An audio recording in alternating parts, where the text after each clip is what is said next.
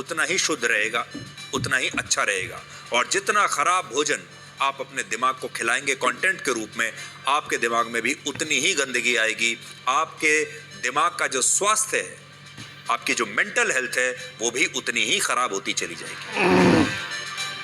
संगम के किनारे से अब हम आपको दिल्ली के यमुना किनारे पर लेकर चलते हैं, जहां आज दिल्ली के मुख्यमंत्री पद की शपथ लेने के बाद रेखा गुप्ता ने अपनी पूरी कैबिनेट के साथ यमुना घाट पर आरती की है।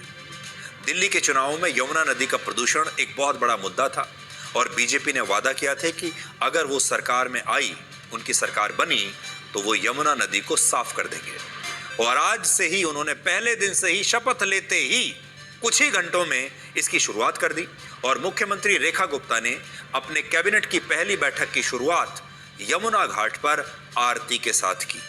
हालांकि बहुत सारे लोग ये दावा कर रहे हैं कि दिल्ली में आज पहली बार यमुना घाट पर ऐसी आरती हुई है। देखिए, बीजेपी ने आते ही कैसे यमुना घाट पर आरती शुरू करवा दी है, ऐसी बातें कही जा रही हैं, लेकिन ये दावा गलत है। तो ये भी हमारी जिम्मेदारी, हम आपको बता दें, इस तरह की आरती बीजेपी के आने के बाद से नहीं हुई है। ये आरती पहले भी होती थी। वर्ष 2015 में जब अरविंद केजरीवाल ने दिल्ली में पहली बार पूर्ण बहुमत की सरकार बनाई थी, तब उन्होंने भी दिल्ली में यमुना नदी के गीता घाट पर जाकर ऐसे ही एक भव्य आरती का आयोजन करवाया था और इस आरती में उस समय आम आदमी पार्टी के भी सभी मंत्री और विधायक शामिल हुए थे। हालांकि ये अलग बात है कि इसके बाद केजरीवाल यमुना नदी को भूल गए, उन्होंने यमुना के साथ धोखा किया और यमुना नदी की हालत बद से बदतर होती चली गई। लेकिन आम आदमी पार्टी ने भी अपने शुरुआत 2015 में ऐसे ही की थी। वो तस्वीरें भी आज हमने आपको दिखा दी हैं। लेकिन अब नई मुख्यमंत्री रेखा गुप्ता ने वादा किया है कि बीजेपी की सरकार में यमुना नदी साफ हो जाएगी और अब यमुना मैया को और ज्यादा बुरे दिन नहीं देखने पड़ेंगे।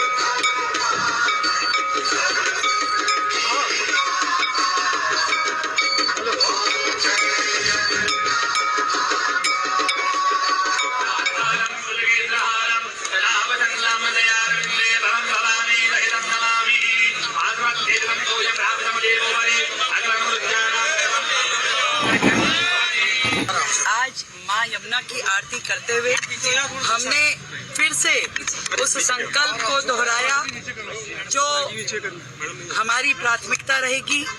माँ यमुना को फिर से उनके पुराने साकार स्वरूप में लेके आना, साफ सुथरा करना, दिल्ली को वो यमुना माई का फिर से आशीर्वाद देना जिसके वो अधिकारी हैं।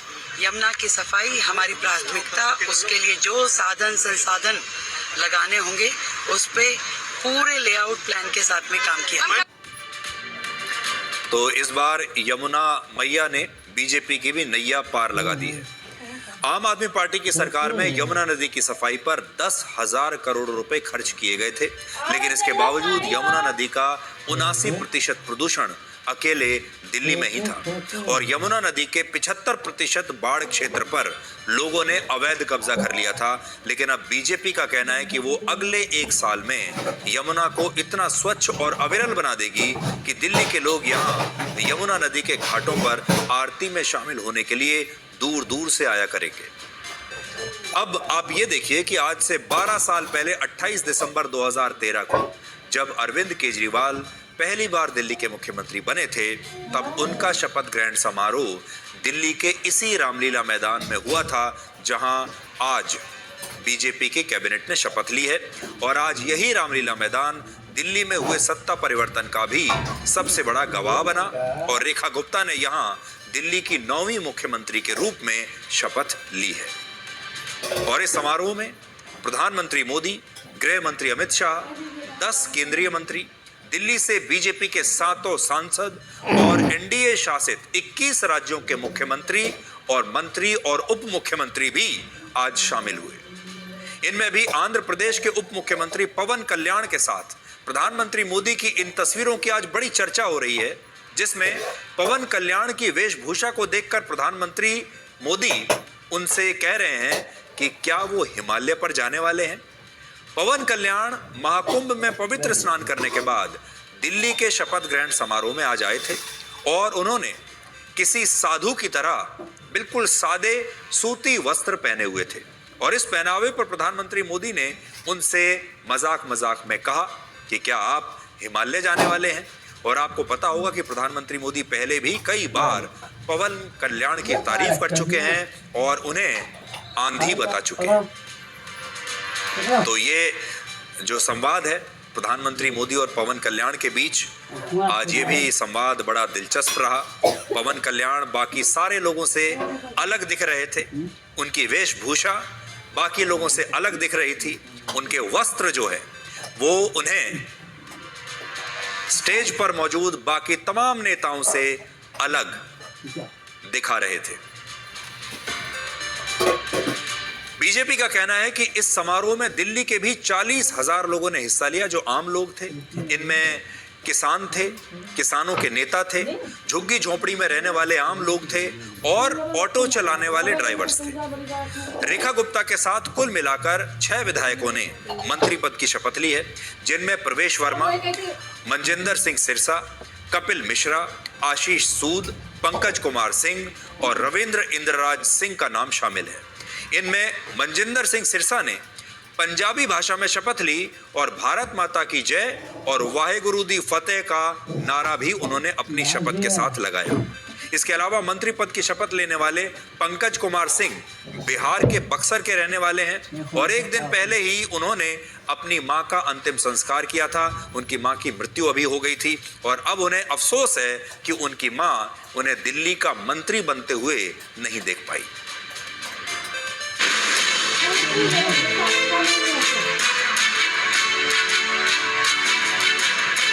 भारत माता की।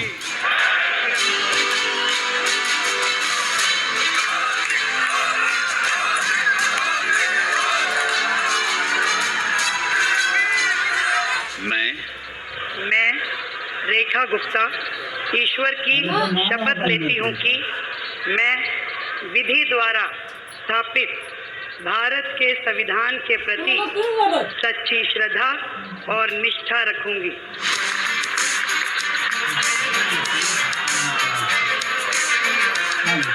मैं परवेज साहिब सिंह ईश्वर की शपथ लेता हूँ। जय हिंद। भारत माता की। मैं विधि द्वारा स्थापित भारत के संविधान के प्रति सच्ची श्रद्धा और निष्ठा रखूंगा। भारत माता की जय। मनजिंदर सिंह सिरसा परमात्मा दी सौं चुकदा हां कि कानून वालों स्थापित भारत के संविधान ਲਈ सच्ची श्रद्धा ਅਤੇ वफादारी रखांगा। भारत माता की। वाहिगुरू जी का खालसा, वाहिगुरू जी की फतेह।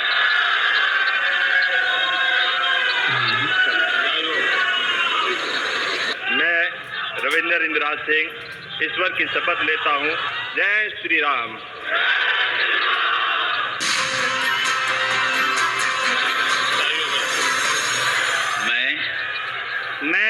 कपिल मिश्रा ईश्वर की शपथ लेता हूँ।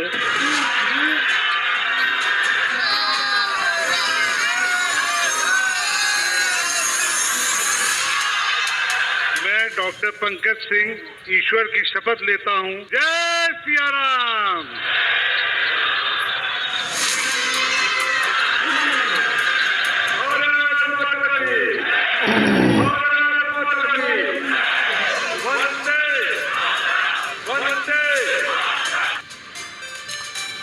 इस शपथ ग्रहण समारोह के बाद आज दिल्ली में मंत्रालयों का भी बंटवारा हो गया है।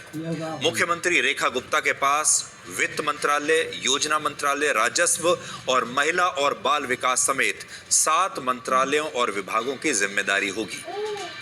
प्रवेश वर्मा के पास लोक निर्माण विभाग, जल, सिंचाई और गुरुद्वारा प्रबंधन जैसे मंत्रालय और विभाग होंगे। ये प्रवेश वर्मा का पोर्टफोलियो है जो आप देख सकते हैं। इसके बाद आशीष सूद के पास होम मिनिस्ट्री, ऊर्जा, शहरी विकास और शिक्षा का मंत्रालय होगा। मनजिंदर सिंह सिरसा के पास खाद्य आपूर्ति, पर्यावरण और उद्योग मंत्रालय होगा। रविंद्र इंद्रराज सिंह के पास समाज कल्याण और सहकारिता मंत्रालय होगा। कपिल मिश्रा के पास कानून और न्याय, श्रम, रोजगार, कला और संस्कृति का मंत्रालय होगा। पर्यटन भी उनके पास होगा। और पंकज सिंह के पास स्वास्थ्य और परिवहन मंत्रालय की जिम्मेदारी होगी। यहां आप ये देखिए कि जो डिस्ट्रीब्यूशन हुआ है पोर्टफोलियोज का, मंत्रालय जिस प्रकार से बांटे गए हैं उसमें इस बात का ध्यान रखा गया है कि सारे बड़े मंत्रालय किसी एक व्यक्ति के पास नहीं गए हैं, जिसको हम कहते हैं कि समान रूप से इन्हें बांटा गया है, इक्वल डिस्ट्रीब्यूशन किया गया है, ताकि कोई भी मंत्री जरूरत से ज्यादा मजबूत न दिखाई दे। कोई बड़ा नहीं, कोई छोटा नहीं, सबके पास बराबरी के मंत्रालय दिए गए हैं। और इससे यह पता चलेगा आपको कि इस कैबिनेट में कोई वीआईपी मंत्री नहीं है, कोई सीनियर मंत्री नहीं, कोई जूनियर मंत्री नहीं, सबको एकदम आप कहेंगे कि एक समान रूप से ये मंत्रालय दिए गए हैं।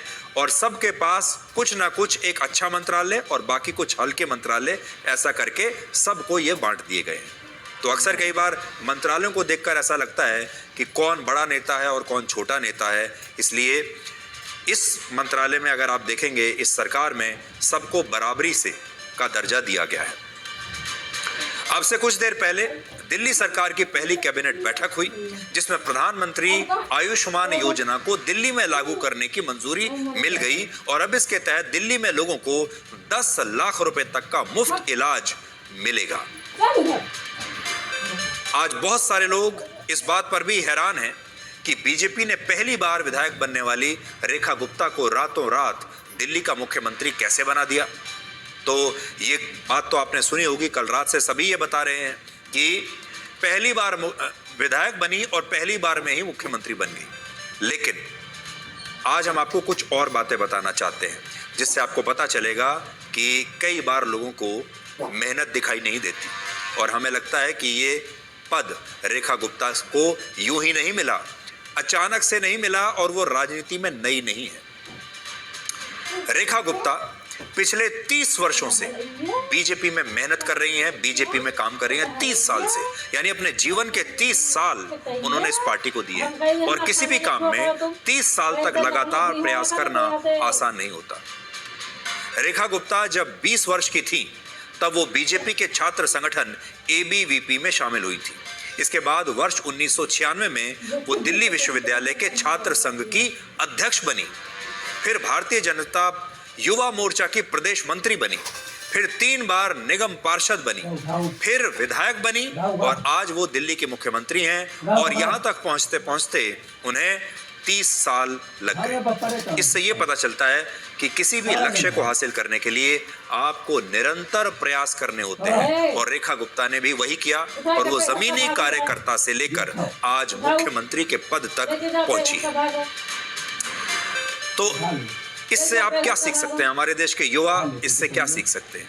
आपका प्रोफेशन कुछ भी हो, चाहे आप राजनीति में हैं, चाहे आप डॉक्टर हैं, चाहे आप वकील हैं, चाहे आप किसी और पेशे में हैं, चाहे आप अपना कोई काम करते हैं, अगर आप उस पेशे में, उस प्रोफेशन में 30 साल लगाएंगे, 30 साल की मेहनत का निवेश करेंगे, अपने 30 साल इन्वेस्ट करेंगे पूरी शिद्दत के साथ, पूरे परिश्रम के साथ, तो 30 साल में जाकर आप टॉप पर पहुंचेंगे।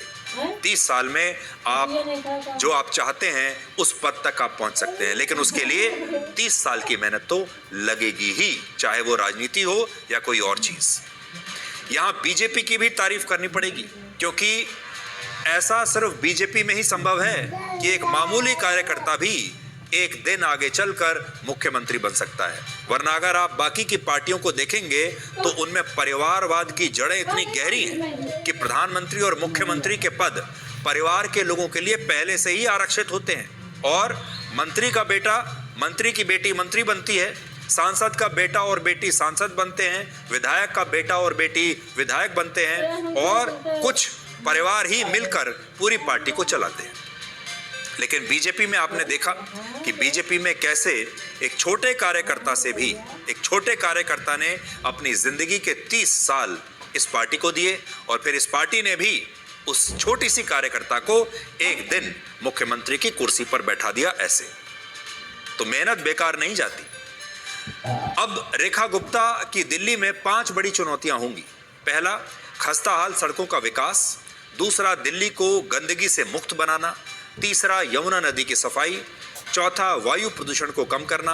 और पांचवा, आम आदमी पार्टी की मुफ्त वाली योजनाओं को जारी रखना, और महिलाओं को भी हर महीने 2,500 रुपए का आर्थिक भत्ता देने का वादा जल्दी से जल्दी पूरा करना। रेखा गुप्ता ने आज ही ये कह दिया है कि दिल्ली में महिलाओं को 2,500 रुपए हर महीने देने का जो वादा बीजेपी ने किया था, वो वादा अगले महीने की 8 मार्च को ही पूरा हो जाएगा, जब अंतर्राष्ट्रीय महिला दिवस होता है। इसलिए दिल्ली में जितनी भी महिलाएं हैं उनके लिए जो खास खबर है वो ये है कि बीजेपी ने दिल्ली की महिलाओं से जो 2,500 रुपए महीने देने का वादा किया था, ये वादा अगले महीने 8 मार्च को पूरा हो जाएगा, और दिल्ली की महिलाओं को 2,500 रुपए प्रति माह मिलना शुरू हो जाएगा। मेरे दिल्ली के लिए 2 प्राथमिकताएं हैं। पहली प्राथमिकता, जो दिल्ली से के लिए हमने कमिटमेंट्स की हैं अपनी सरकार की ओर से, उन सारी कमिटमेंट्स को पूरा करना। दूसरा, आदरणीय प्रधानमंत्री नरेंद्र मोदी जी ने जो दिल्ली के लिए विजन दिया है, उस विजन को साकार करने में टीम मोदी बन के हमारे 48 के 48 विधायकगण काम करेंगे, और टाइम बाउंड तरीके से एक कमिटमेंट जो हमने जनता से की है उसे पूरा किया जाएगा। 100% जो कमिटमेंट्स हमने बहनों के साथ की है वो पूरी होगी। 8 मार्च का दिन जो बहनों के लिए दिया गया है, उनके खातों में उनकी जो आर्थिक मदद है वो जरूर पहुंचेगी। बीजेपी की सबसे बड़ी खासियत यह है कि उसके नेता अपनी पार्टी से ऊपर अपनी महत्वाकांक्षाओं को कभी नहीं रखते। जब महाराष्ट्र में एकनाथ शिंदे को मुख्यमंत्री बनाने के लिए देवेंद्र फडणवीस को उप मुख्यमंत्री बनना पड़ा था, तब उन्होंने इसे अपना अपमान नहीं माना, और यही कहा कि वो पार्टी के कार्यकर्ता हैं, और पार्टी जो भी जिम्मेदारी उन्हें देगी उसे वो पूरी ईमानदारी से निभाएंगे। वो कोई ऊपर से लिखवा कर नहीं लाए हैं कि वही मुख्यमंत्री बनेंगे। ये तो पार्टी है जो तय करेगी कि वो क्या बनेंगे। और आज दिल्ली में जब प्रवेश वर्मा को पार्टी ने मुख्यमंत्री नहीं बनाया तो वो नाराज नहीं हुए, बल्कि उन्होंने अपना बड़ा दिल दिखाते हुए रेखा गुप्ता को गले लगाया, उन्हें अपना पूरा समर्थन दिया, और अब उनकी सरकार में वो एक मंत्री बनकर जनता से किए गए सारे वादे पूरे करने की बात कह रहे हैं। और किसी भी पार्टी में अनुशासन उसके नेताओं से ही आता है, और ये बात आज बीजेपी ने साबित कर दी है।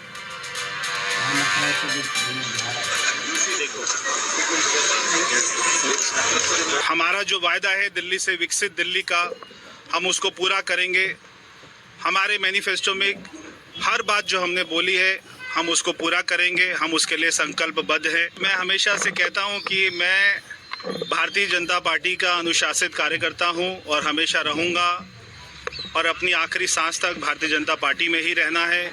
आज पार्टी ने मुझे जो जिम्मेदारी दी है और वो जो जिम्मेदारी देते रहेंगे, मैं उसको निभाता रहूँगा।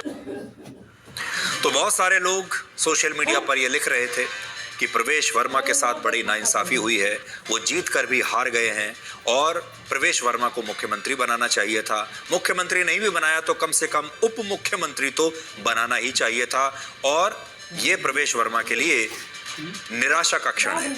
लेकिन प्रवेश वर्मा ने ये सारी बातें कह के वो सब गलतफहमियों को आज दूर कर दिया है।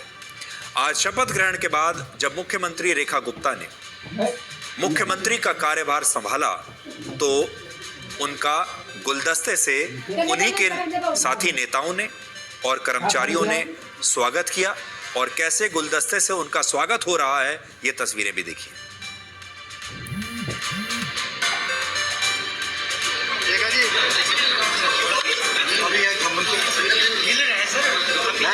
थोड़ा पीछे हो जाओ ना, और जो है दिस साइड में। Thank you. हाँ जी, हाँ जी। थोड़ा पीछे हो जाओ ना, थोड़ा मैं कुछ कह रहा हूँ।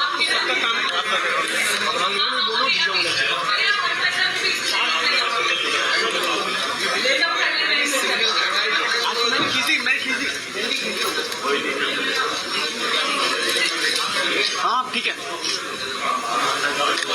अरे भाई क्यों लग रहे हैं?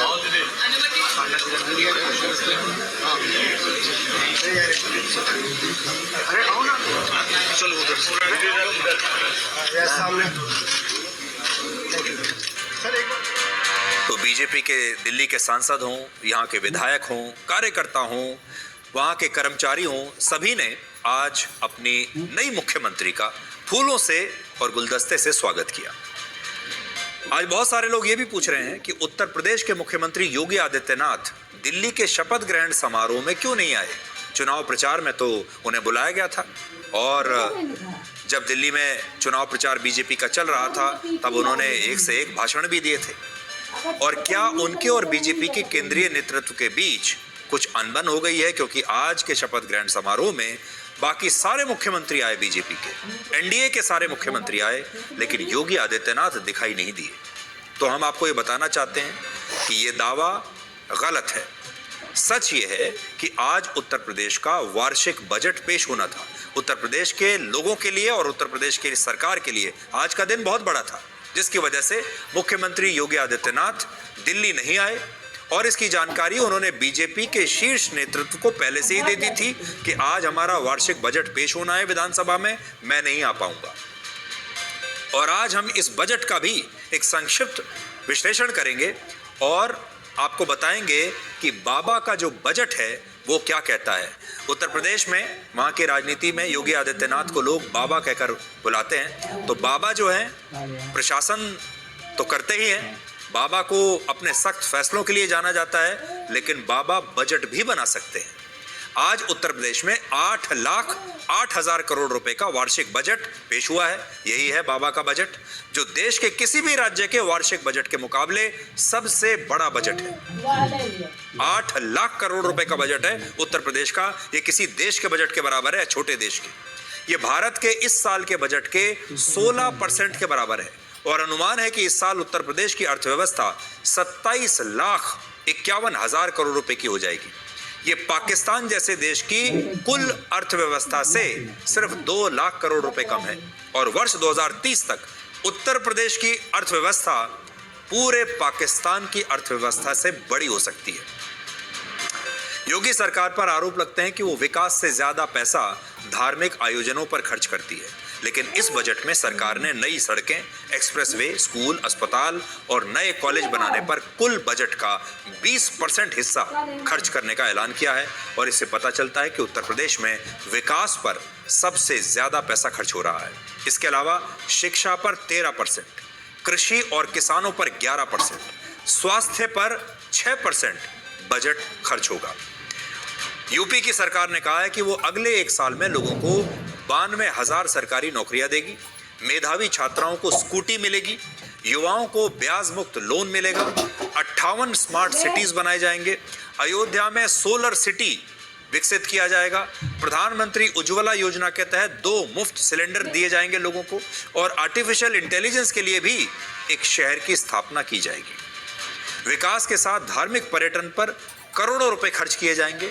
पर्यटन स्थलों पर 400 करोड़ रुपए, मंदिरों के जीर्णोद्धार पर 30 करोड़ रुपए, अयोध्या के पर्यटन विकास पर 150 करोड़ रुपए, मथुरा के पर्यटन विकास पर 125 करोड़ रुपए और चित्रकूट के पर्यटन विकास पर 50 करोड़ रुपए खर्च होंगे।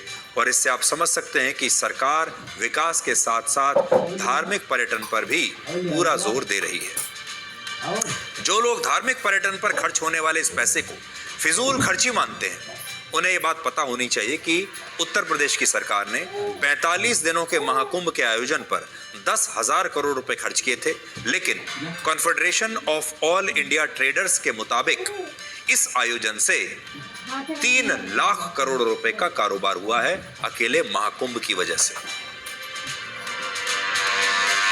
और अब आखिर में आप सब के लिए एक खुशखबरी है, आप सब के लिए एक शुभ समाचार है, और आप सबको हम ये बताना चाहते हैं कि एक ऐसा युद्ध लड़ा जा रहा था जिसमें आप भी लड़ रहे थे और हम भी लड़ रहे थे, एक ही टीम की तरफ से, एक ही सेना की तरफ से, और उसमें आज आप सब की जीत हुई है, क्योंकि आप सबका पसंदीदा शो ब्लैक एंड व्हाइट अब भारत का नंबर 1 शो बन गया है। चाहे वो टीवी की टीआरपी रेटिंग हो, चाहे वो यूट्यूब के व्यूज हो, और या फिर कोई भी सोशल मीडिया का प्लेटफॉर्म हो, सबसे ज्यादा लोग ब्लैक एंड व्हाइट को देख रहे हैं और पसंद कर रहे हैं हर जगह। देखिए, जो सबसे खास बात है, जो इस शो को खास बनाती है और आपकी इस जीत को भी खास बनाती है, वो ये है कि ये शो इस समय टीवी के टीआरपी पर भी नंबर 1 पर है, टीवी के दर्शक के मामले में भी नंबर 1 पर है, यूट्यूब के व्यूअरशिप पर भी नंबर 1 है, और डिजिटल प्लेटफॉर्म्स पर भी नंबर 1 है। यानी हर प्लेटफॉर्म पर यह शो नंबर 1 है, और इस प्यार और विश्वास के लिए हम आपका बहुत बहुत धन्यवाद करते हैं। ब्लैक एंड व्हाइट के साथ आप सबका ये सफर 19 जुलाई 2022 को उस समय शुरू हुआ था जब मुझे पत्रकारिता की दुनिया में आए 28 वर्ष हो चुके थे, और वर्षों से मेरी और आपकी हर रात 9 बजे मुलाकात होती थी, और हमारे बीच एक परिवार की तरह जो रिश्ता है वो बहुत मजबूत बन चुका था। एक दूसरे की आदत लग गई थी हर रोज रात 9 बजे मिलने की। फिर भी उस दिन आज तक पर ब्लैक एंड व्हाइट का पहला एपिसोड शुरू करने से पहले मेरे दिल की धड़कनें बहुत बड़ी हुई थी। एक अजीब सा डर था, डर इस बात का कि ये रिश्ता और मजबूत होगा या नहीं, आपको ये नया शो पसंद आएगा या नहीं, ये रिश्ता बरकरार रह पाएगा भी या नहीं। और आज मुझे इस बात की बहुत खुशी है कि हमारे देश के करोड़ों दर्शकों ने, आप सब ने अपना वही प्यार, अपना वही विश्वास ब्लैक एंड व्हाइट को भी दिया है जो आप वर्षों से मुझे देते आ रहे थे। खबरें तो इस देश में हजारों होती हैं, कुछ विवादों वाली होती हैं, कुछ टीआरपी वाली होती हैं, कुछ राजनीति की होती हैं, लेकिन हमारी कोशिश हमेशा ये होती है कि हम खबरों के समुंदर में वो विषय चुनकर आपके लिए लाएं जो आपके और आपके परिवार के काम आ सके। आपका समय हम बर्बाद ना करें, ऐसे विश्लेषण करें, ऐसी मुहिम चलाएं जिससे हमारे समाज में और हमारी व्यवस्था में कुछ बदलाव आ सके, जिससे आपको और आपकी आने वाली पीढ़ियों को कुछ फायदा हो सके। अब कहने को तो आजकल विश्लेषण की बहुत सारी दुकानें खुली हुई हैं, लेकिन जो बात आपके दिल तक ना पहुंचे उसका विश्लेषण करना बेकार है। इसलिए ब्लैक एंड व्हाइट एक ऐसा शो है जो आपके पूरे परिवार के लिए है, और हम कोशिश करते हैं कि इसमें कही हुई हर बात सीधे आपके दिल तक पहुंचे। इसलिए मैं आज ब्लैक एंड व्हाइट और आज तक की पूरी टीम की तरफ से दिल से आपको धन्यवाद देता हूं। उम्मीद करता हूं कि हमारा ये रिश्ता हर दिन ऐसे ही मजबूत होता चला जाए। और सबसे बड़ी बात यह है कि कुछ न्यूज़ चैनल्स लैंडिंग पेज खरीदकर अनैतिक तरीके से नंबर 1 बनने का प्रयास करते हैं, अपनी व्यूअरशिप बढ़ाने का प्रयास करते हैं, और ये वो चैनल हैं जो असल में डगमगा रहे हैं, जिन्हें अपने ऊपर, अपने कंटेंट के ऊपर, अपनी टीम के ऊपर भरोसा नहीं है, इसलिए वो पैसा खर्च करके इन व्यूज़ को खरीदते हैं, दर्शकों की पसंद को खरीदते हैं। क्योंकि लैंडिंग पेज वो होता है जो आपके ना चाहते हुए भी जब आप टीवी खोलते हैं तो सीधे आपको उन डगमगाते हुए चैनल्स पर ले जाता है जिन्हें शायद आप देखना भी नहीं चाहते। और जैसे ही आप कुछ समय के लिए उस चैनल को देखते हैं बिना अपनी मर्जी के लैंडिंग पेज की वजह से, तो तुरंत उनकी जो टीआरपी है वो इस अनैतिक काम की वजह से बढ़ जाती है, जैसे वो बाजार में बेचते हैं।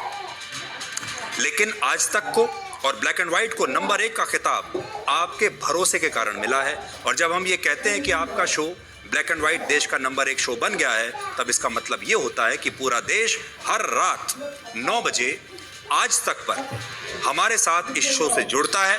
और ये एक ऐसा जनादेश है जिसने खबरों की दुनिया को ये बताया है कि विश्लेषण की दुकानें तो बहुत सारी हो सकती हैं, लेकिन सही और असली विश्लेषण, सही और ईमानदार विश्लेषण जो आपके दिल की बात कहता हो, वो एक ही होता है। और वो आप आज तक पर ब्लैक एंड व्हाइट में हर रोज देखते हैं।